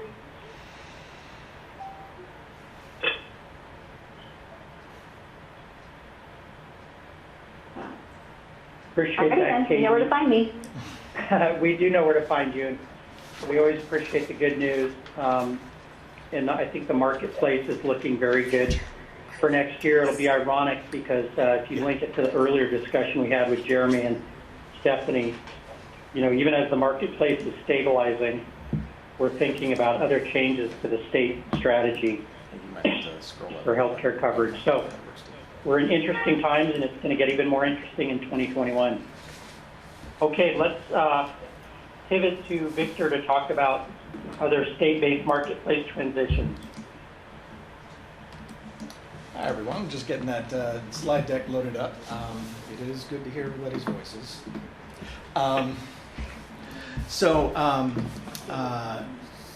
Right now we are still keeping an eye on what other states are doing, starting with Nevada. Nevada, obviously, we've been keeping a close eye on since they were the first ones to actually complete this transition. Their first open enrollment last year, and I did go over a little bit of this in January, but it was successful. They had no significant technical hurdles. There were a few hiccups that had some vague reporting, but nothing that was a showstopper, so nothing that actually stopped enrollment during open enrollment. In terms of the COVID-19 pandemic and how that kind of tied together with Nevada's marketplace, also something we were keeping our eye on. The Nevada governor declared a public health emergency on March 12th, 2020 for the pandemic, and then 5 days later, Nevada HealthLink was able to open an SEP for everyone from March 17th that ultimately ended on May 31st. They had it open for a brief period at first and then extended it all the way to the end of May. And just a quick overview, their 2019 open enrollment was about close to 83,500. OE 2020 enrollment showed a downward trend, 77,400 or so, with a drop of about 7%. There were kind of unclear reasons why that drop happened, but the thing that they point to, kind of like we point to, having none of our own data, and they didn't have their own data. This was the first year they had their own data, but they didn't really have anything detailed to compare it to because they had essentially what we had. So they couldn't account necessarily for the drop. A lot of factors at play. Nevada had a downward trend in unemployment over the previous year, so that could mean some folks went to employer-sponsored coverage. But as I said in January, it also goes to illustrate that just having a state technology isn't some kind of magical thing that gives you greater enrollment. There's a lot of other factors at play. What it does give them is the ability to analyze this data next year and during the course of the year to see what overall enrollment is, and then see how that compares and have way more factors to compare and some reasons to give as to what enrollment trends are looking like. And then during that COVID-19 SEP enrollment, they were able to enroll an additional 5,000, almost 5,500 folks during that SEP. So that almost, I mean, that's just looking at the difference between 2019 and 2020 and that drop, that's almost getting back up to that same level. So it was just an important thing to see that they were even able to do, and something that we essentially were jealous of. We really wanted to be able to do that for Oregonians as well. As far as we could tell, the Oregon government also wanted to do that, but because of the limitations of healthcare.gov, they basically said they couldn't. Whether that means they couldn't or they wouldn't, we don't really know. But in any case, we couldn't open an SEP because the technology wouldn't allow it.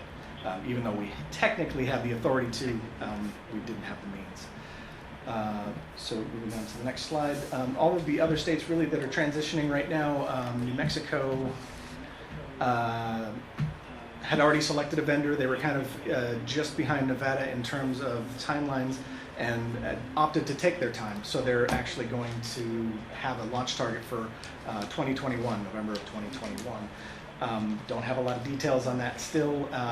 Basically, their updates in their board meetings say they're on track.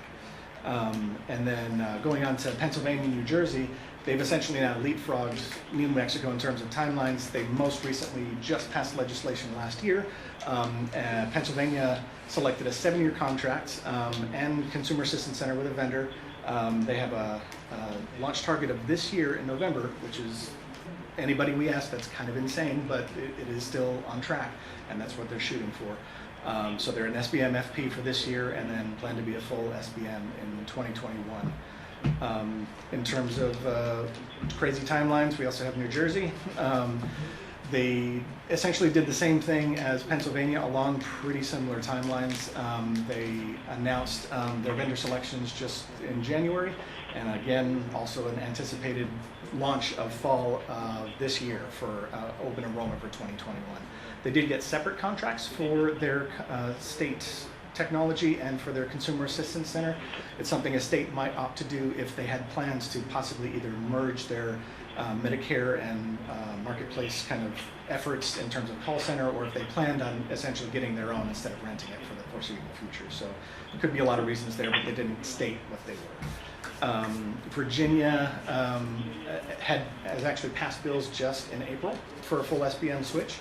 Because they've just done that, they don't have any solid specific plans in place, although there was kind of a rumor of 2023, but there's no real milestone dates available for that right now. And then last on the list is Maine. Maine also made some big progress just recently. They passed the legislation that they'd introduced earlier in the year in March, and so they are set to become an SBM FP for calendar year 2021, which will be this coming year, and they've started dedicated position funding for fiscal year 2021, which ostensibly would start this year, but it depends on when they get their ball rolling. And they just released an RFI. We don't know, kind of like with us, there's no specific outcome of an RFI other than just getting information. They closed April 24th, and it just indicates that they're probably getting very serious now about marching towards an RFP sometime in the near future. So that's kind of just where other states are at right now. They're continuing to show that some shorter timelines are possible. Nevada, only just having really gotten theirs online, also shows how quickly something can be done when you're working with a vendor and you have that relationship established with the vendor, and that vendor already knows your business. So they're not just a technology company, they're a technology company that specifically does health insurance marketplaces and know that world and its rules. So in a matter of, I'm sure the planning happened before the emergency was declared, just seeing that writing on the wall and planning for that contingency, but there seemed to be a workflow in place, and this is all my speculation, not from any direct conversations I've had. They seem to have the workflow in place to just turn that on or get that going with the vendor in a very short time, which is a good sort of proof of concept thing for us to see. So that's pretty much all I've got in terms of specifics. Glad to take any questions if you have.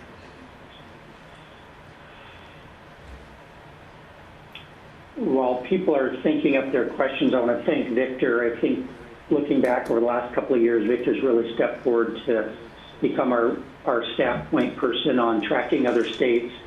And I'm thinking about the transition to a state-based marketplace. So this information is great, Victor, and I appreciate that you're staying up to speed. And I also want to thank Chicky, because you'll notice our agenda has a real nice method to it. We sort of one issue relates to the next, and the question of a transition to a state-based marketplace that Victor has really effectively teed up for us really, of course, brings us all back to Oregon and what we're doing here to make this move. That's primarily, as we know now, a political question. And so before we go to our last agenda item, which is the future of the Marketplace Advisory Committee, where the marketplace will go, how the marketplace will function in the context of Oregon's other health insurance programs, and I think that'll lead us squarely back to a discussion about state-based marketplace. But before we go there, any questions about the data that Victor presented about other states? And if not, we'll talk about the future of Oregon's marketplace as our final agenda item.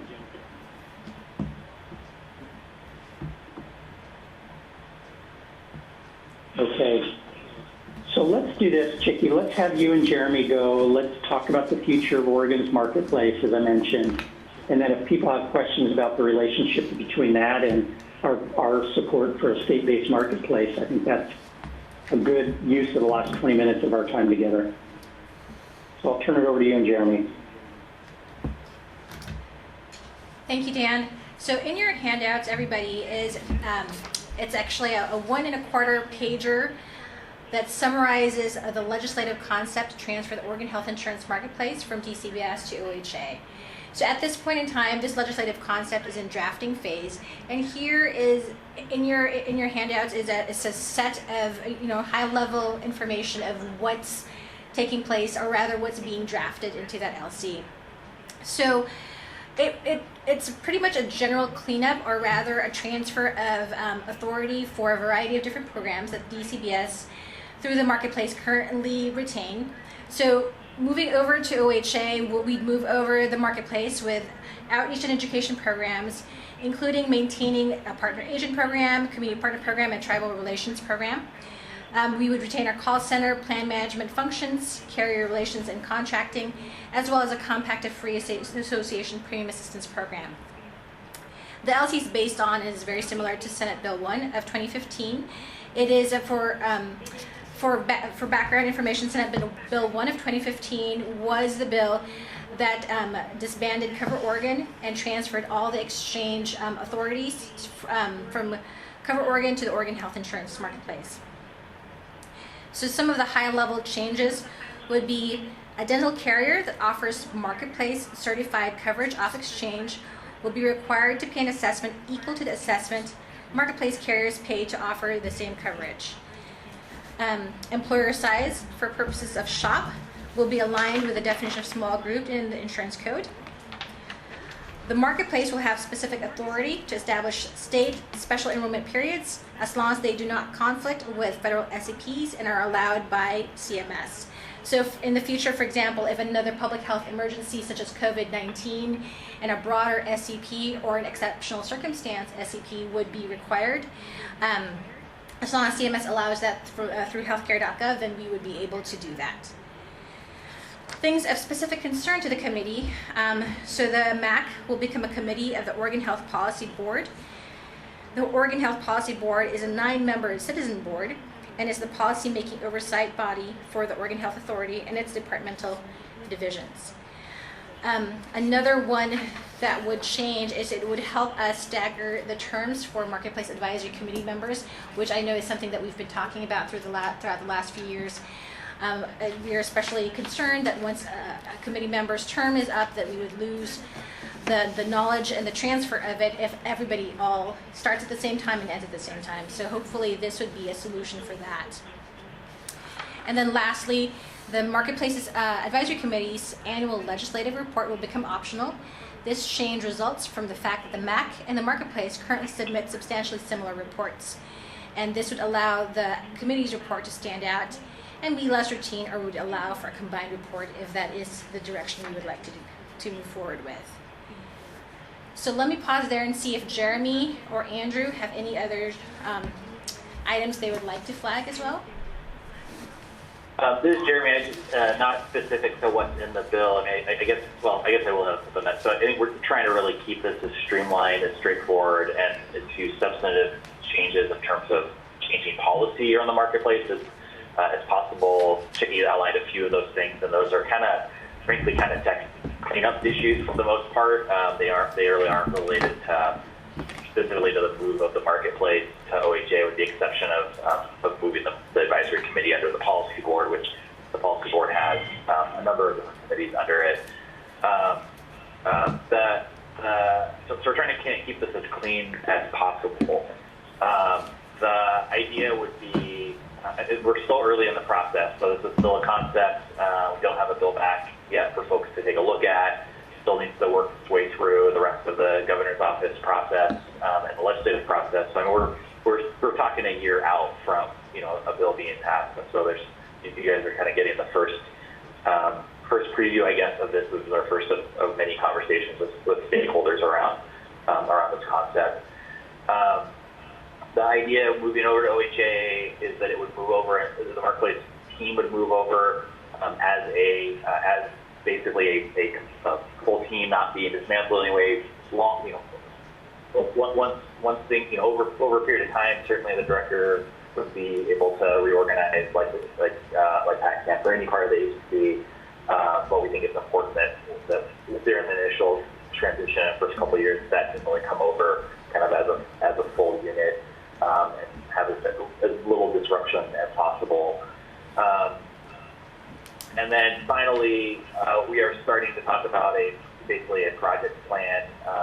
We've been through this before. Chickie's been through this before as we've transitioned from cover into DCBS, and so they kind of know all of the different things that we need to tackle as we move from one agency to another. So we're starting to launch that project team with the idea that obviously none of this will happen until the legislature passes a bill, but we want to be able to work through as many details ahead of time so that when a bill passes, the transition can happen very quickly, but also so that we can work through any details of the transition early on before we get to the legislative session and be able to answer questions that folks have of what the transition will look like. The final piece, I'll just put it out there because another question is going to come up, is what does this mean for state-based ICs? This bill does not make any changes to current law around ICs, and there's really two reasons for that. One, trying to keep this bill as clean and simple as possible. It doesn't say the state can do it, it doesn't say the state can't do it. We're really trying to have this bill be about the transition to the marketplace, but when it doesn't preclude the state from doing a state-based IT, it's sort of agnostic to it, and we feel like that's a separate conversation from this bill. So the two reasons it's not included: one, we're just trying to keep this really straightforward, and secondly, state-based IT we really feel like is a separate conversation with the legislature, and we don't want to get. So Jeremy? Hold up. Yeah. Jeremy, I hear you on that. I guess I'm going to ask you, though, to articulate, I mean, for most Oregonians, moving a program like this from one agency to another doesn't mean a whole lot. So what's the value proposition for marketplace consumers and purchasers if it's not to drive us towards a better marketplace, including a state-based platform? So give me your elevator pitch for why this move is good for marketplace purchasers and consumers. Yeah, so I'll jump in, and Chickie, please feel free to the DCBS, I mean, it's been great in DCBS. I think DCBS is largely a regulator, and as we've built out insurance coverage in the state, and all the conversations we had earlier around how do we continue to expand coverage, how do we use the marketplace to expand coverage. OHA is the place where a third of the state gets healthcare coverage, 1 in 3 Oregonians, and so we think moving it over there brings it closer to the various efforts of the OHA to expand coverage. It brings it closer to strategies that we're developing within OHA to try to leverage state purchasing power to improve value, and so it allows us to really have more kind of a more streamlined approach to how the state purchases to improve value. I think it brings it closer to the Medicaid program as folks are transitioning and moving back and forth between Medicaid and the marketplace. There's a lot of work that happens between the marketplace team right now and the community outreach team at OHA, and so that will tighten up some of those connections. So I think it really is around recognizing that part of OHA's mission is to expand coverage and to ensure all Oregonians have high quality, affordable coverage. That's in the agency's mission, and so moving it over there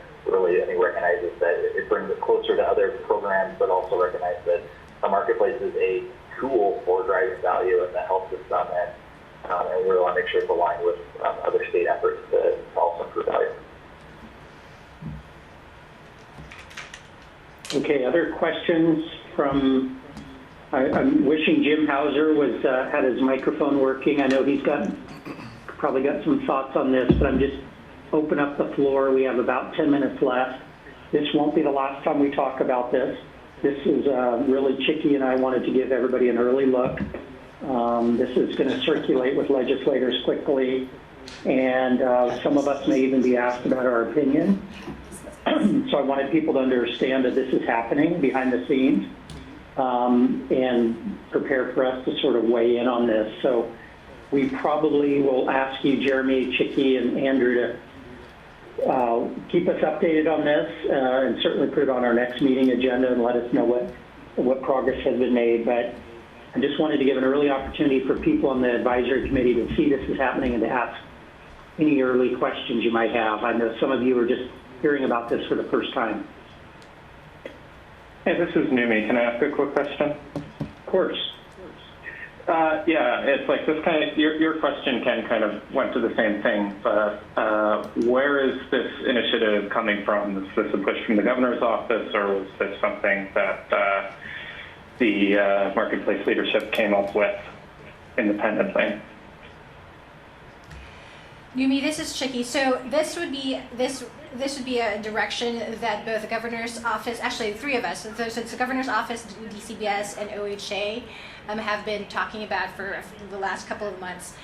So we do support all the directions, the policy directions of expand coverage, leveraging purchasing power, and really aligning both the Medicaid program and the marketplace programs more closely together. So to summarize my answer, it would be at the direction of three, so the governor's office, OHA, and DCBS. Okay, thank you.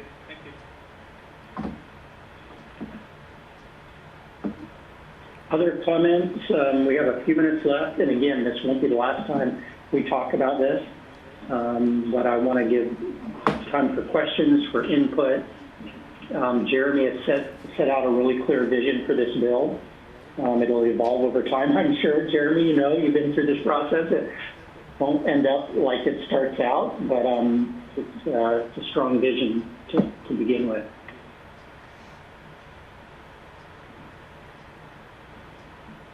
Yeah, coincidentally, my first interaction with Pat Allen was over Senate Bill 1 in 2015, so I feel like we're a little bit of groundhog day. Coming full circle, yeah.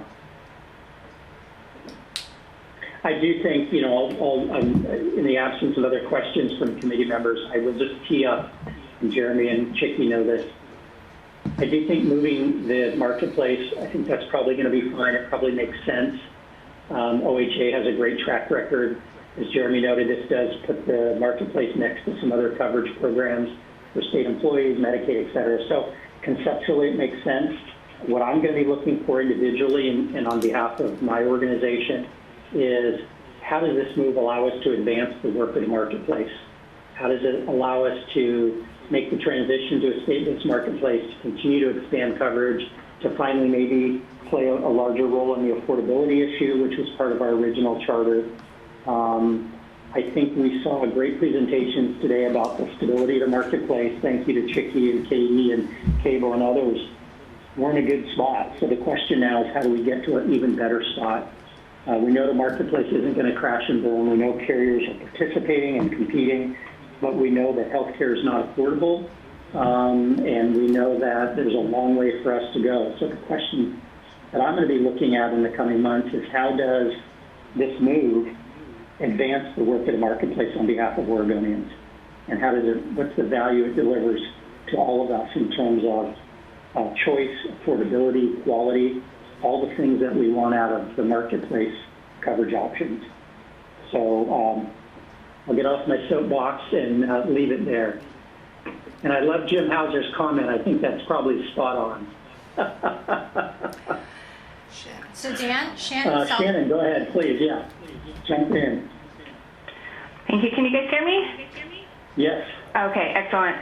It's not related to the agenda, and I apologize for being off the agenda a little bit, but something that came up in a prior meeting, and it's that prescription drug discount card and it not counting towards out-of-pocket maximums. And I just wanted to share with the group, I had my first client this week experience that, and I'm sure there's more to come. So if you remember, there was federal legislation that changed whether or not those manufacturer drug coupons count towards people out-of-pocket maximum.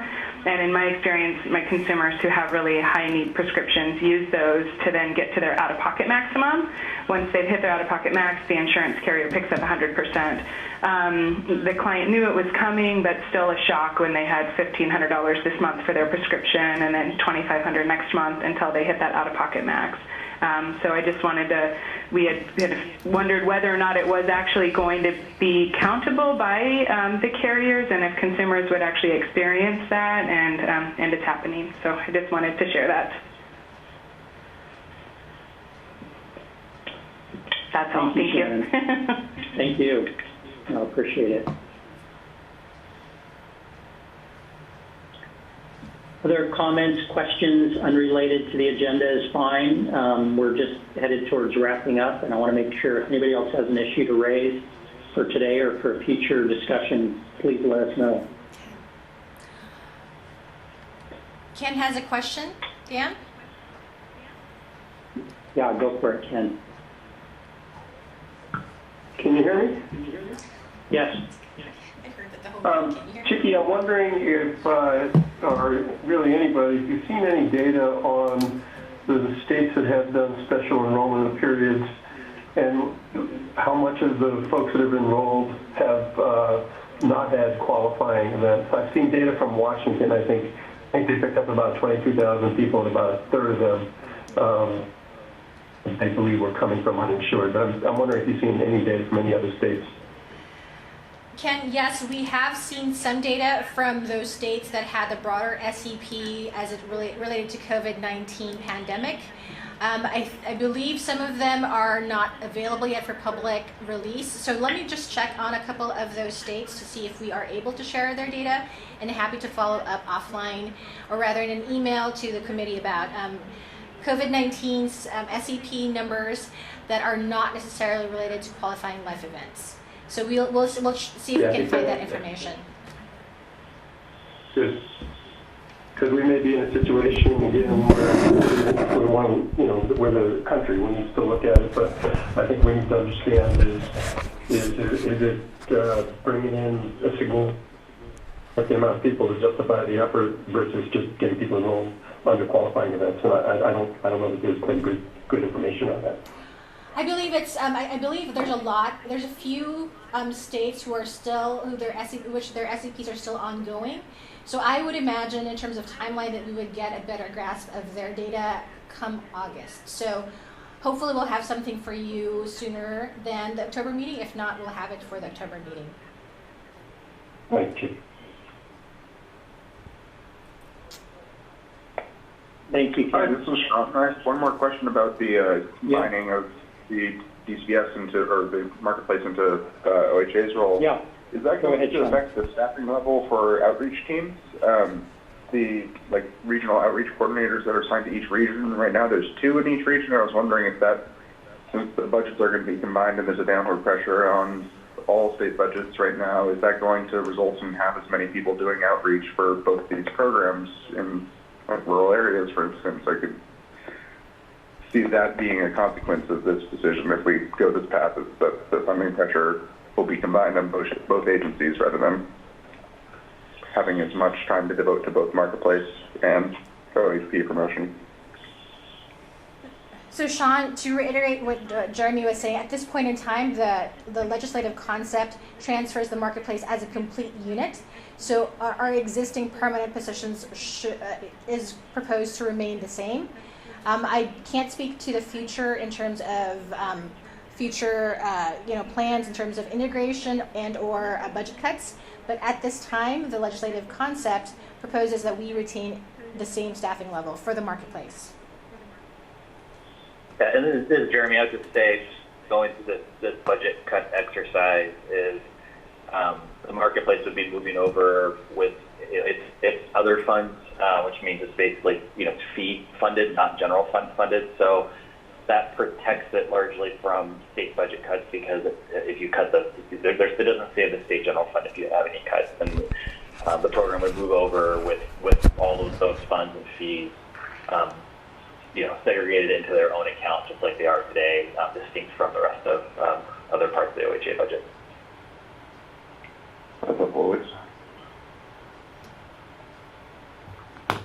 Okay, we're at time, and I know probably a number of us have to go. Are there any other questions or comments?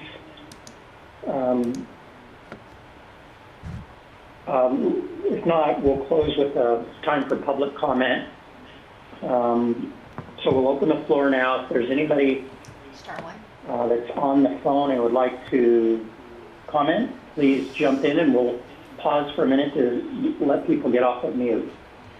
For those who would like to submit public comment, please press *1.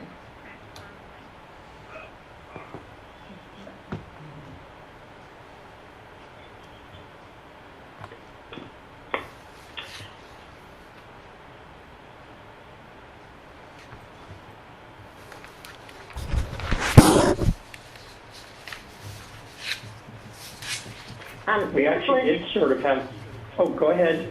I'm sorry, this is, yeah, I'm trying to get on you. This is Linda Dugan. I'm insurance agent in Astoria, Oregon. I'm also a community partner.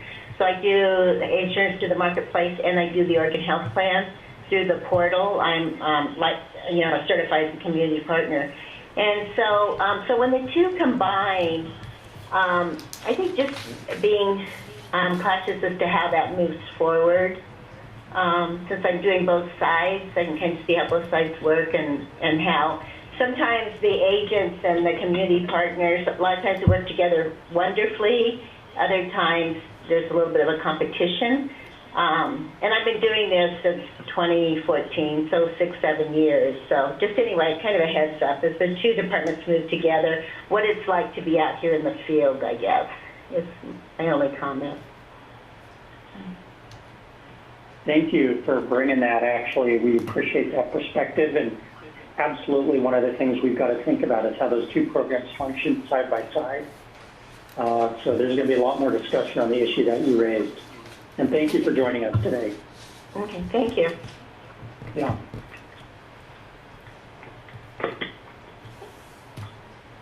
Other public comment before we close?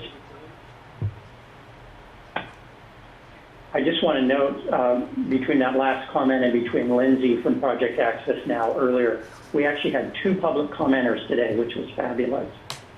Need more of that.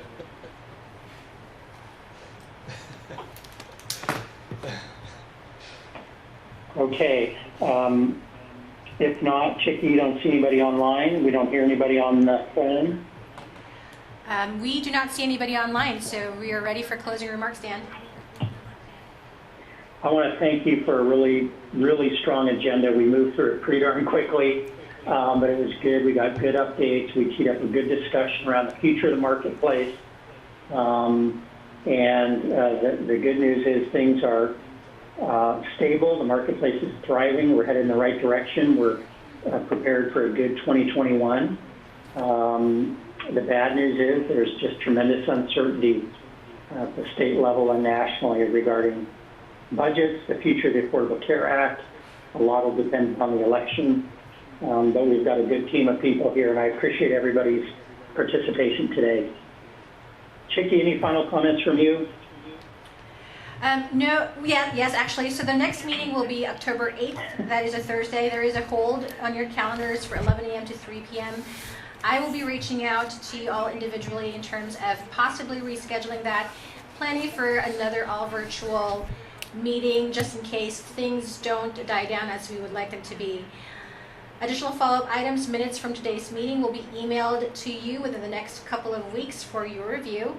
And Sean, we will connect offline regarding your presentation and recommendations for premium assistance programs. And as always, please do email me for anything else that we may have missed today or you'd like us to act on. My email is chiqui, chiqui.l.flowers, flowers, @oregon.gov. Thank you, Chicky and team, for a good meeting, a good agenda. Thank you all the committee members for your attention and your time. I know it's harder when we're online, but I appreciate everybody staying engaged with us. It's important work, and appreciate the time you're contributing to the effort. I think with that, we'll draw to a close, and everybody have a good weekend and stay in touch. Good meeting. Thank you.